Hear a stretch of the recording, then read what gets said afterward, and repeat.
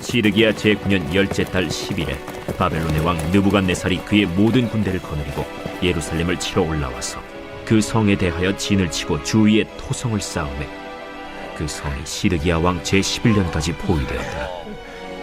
그해 넷째 달 9일에 성중에 기근이 심하여 그 땅 백성의 양식이 떨어졌더라. 그 성벽이 파괴되매 모든 군사가 밤중에 두 성벽 사이 왕의 동산 견문길로 도망하여 갈대아인들이 그 성읍을 에워쌌으므로 그가 아라바 길로 가더니 갈대아 군대가 그 왕을 뒤쫓아가서 여리고 평지에서 그를 따라잡으매 왕의 모든 군대가 그를 떠나 흩어진지라.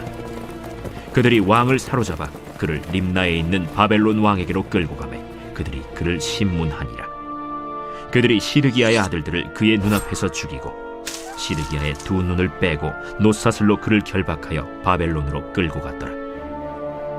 바벨론 왕 느부갓네살의 19째 해 5월 7일에 바벨론 왕의 신복 시위대장 느부사라단이 예루살렘에 이르러 여호와의 성전과 왕궁을 불사르고 예루살렘의 모든 집을 귀인의 집까지 불살랐으며 시위대장에게 속한 갈대아 온 군대가 예루살렘 주위의 성벽을 헐었으며 성중에 남아있는 백성과 바벨론 왕에게 항복한 자들과 무리 중 남은 자는 시위대장 느부사라단이 모두 사로잡아가고 시위대장이 그 땅에 비천한 자를 남겨두어 포도원을 다스리는 자와 농부가 되게 하였더라.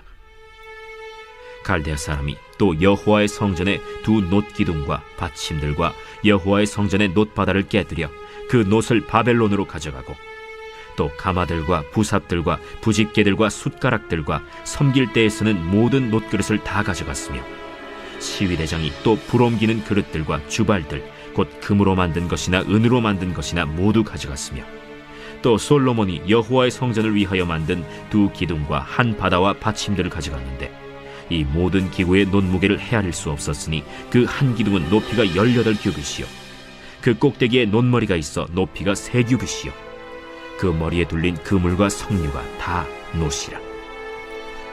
다른 기둥의 장식과 그물도 이와 같았더라.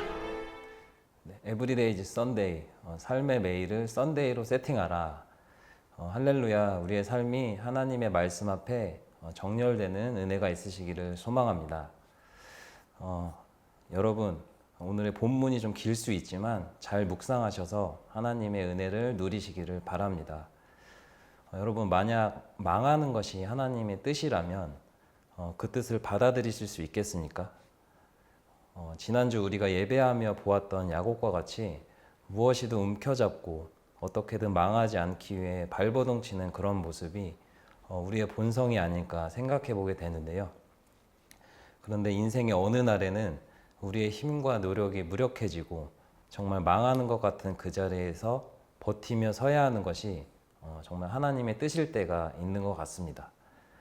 마치 그 시간을 하나님이 작정하신 것처럼 말이죠. 그런데 이 망하다라는 관점은 지극히 우리의 해석, 우리의 관점임을 보게 됩니다. 히브리서 말씀을 보면 하나님은 사생자, 곧 그러니까 친아들이 아니라고 생각하시면 하나님의 관심과 징계에서 끊는다고 말씀하십니다. 그러니까 여러분, 하나님의 약속이 계속해서 우리를 추격하시고 우리와 관계 맺으시려 하는 것이 느껴진다면 오히려 안심하셔야 합니다. 그 말씀이 어떤 것이라 할지라도 우리의 미래에 소망을 주시는 것임을 우리는 기억해야 합니다. 오늘 우리가 살펴볼 말씀은 이스라엘의 남유다가 정말 하나님 앞에 망하는 장면입니다. 1절을 보면 남유다의 마지막 왕이죠. 시드기야가 다스린 지 9년에 바벨론의 느부갓네살 왕이 그의 모든 군대를 데리고 와서 예루살렘을 포위합니다. 유다가 멸망하기 전 이 포위 기간이 우리 성경학자들은 1년 6개월에서 7개월 정도 된다고 보고 있는데요. 그러니까 바벨론 군대가 예루살렘을 원의 형태로 둘러싸고 완전히 포위해서 그들이 외부로부터 공급받을 수 있는 식량과 또 자원들을 끊고 또 말라 죽도록 하였던 것입니다. 예레미야 애가서를 보면 정말 끔찍한 일이 벌어지죠. 성에 갇혀있던 이 시기 성 안에 있던 유다의 여인들이 자기가 낳은 아이를 잡아서 삶아 먹을 정도로 성 안에 기근이 극심하였음을 볼 수 있습니다. 그런데 나라가 망해가는 이 순간에 정작 유다의 왕이었던 시드기야는 성벽이 무너지는 그 틈을 타서 어디론가 도망을 하게 됩니다. 오늘 본문 4절을 보면 그가 향했던 곳은 아라바 길이라고 나와 있습니다. 예루살렘에서 아라바 길로 달리게 되면 모압을 마주하게 되는데요. 여기서 궁금증, 왜 시드기야는 모압 쪽으로 나아갔을까요? 시드기야는 당시 막강했던 바벨론을 대적하기 위해서 친애굽 정책을 폈습니다. 이때 모압, 암몬, 두로, 시돈 이런 유다의 주변 국가들도 시드기야의 친애굽 연대에 동참하며 바벨론에 대항하였습니다. 시드기야의 이런 모습을 하나님께서는 어떻게 바라보고 계셨을까요? 여러분, 그런데 바벨론에 의해 유다가 망하는 것은 놀랍게도 하나님의 뜻이었습니다. 하나님은 이사야, 예레미야, 또 에스겔 많은 선지자들을 보내셔서 유다는 바벨론의 포로가 될 것이라고 수없이 말씀하셨습니다. 너희는 바벨론에 항복해야 돼. 그러면 너와 너의 가족이 죽지 않고 살 것이야. 또 예루살렘 성도 불타지 않을 것이라고 분명히 말씀하셨습니다. 그러나 시드기야는 수많은 이 선지자들의 경고에도 그 말씀을 청종하고 순종하지는 않았습니다. 그러니까 시드기야가 애국과 동맹을 맺고 그 동맹국이었던 모압으로 도망갔던 그의 행위는 그가 여전히 하나님의 말씀 앞에 순종하지 않으려는 그 마음이 지속되고 있음을 보여주는 것입니다. 하나님의 말씀이 나에게 조금만 불리해지면 그것을 인정하지 않으려는 마음, 마음의 교만함을 여실히 보여주고 있는 장면인 것이죠. 결국엔 그가 그토록 도움을 바랬던 애굽도 바벨론의 정복을 당하게 됩니다. 아라바 길로 도망하던 시드기야는 결국에 바벨론 군대에 사로잡혀서 림나에 있는 바벨론 왕에게 사로잡혀 가게 됩니다. 느부갓네살 왕은 시드기야가 보는 앞에서 시드기야의 두 아들을 죽이고 시드기야의 두 눈을 뽑아서 바벨론으로 끌고 갔습니다.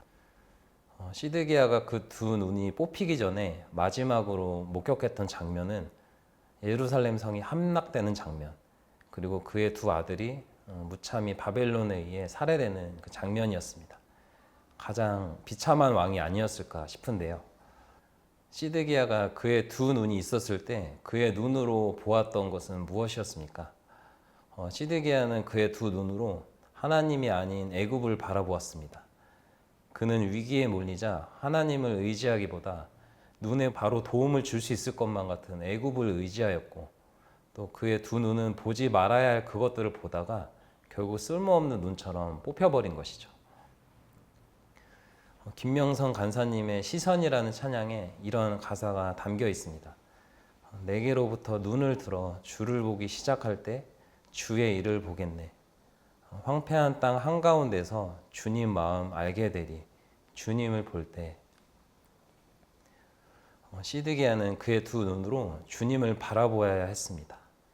비록 사방은 우겨싸임을 당했지만 그의 눈이 하늘을 바라봤다면 황폐한 땅 한가운데서도 주님의 마음을 그는 알게 되었을 것이고, 또 이스라엘을 향한 주님의 본심을 그에게 나타내셨을 것입니다.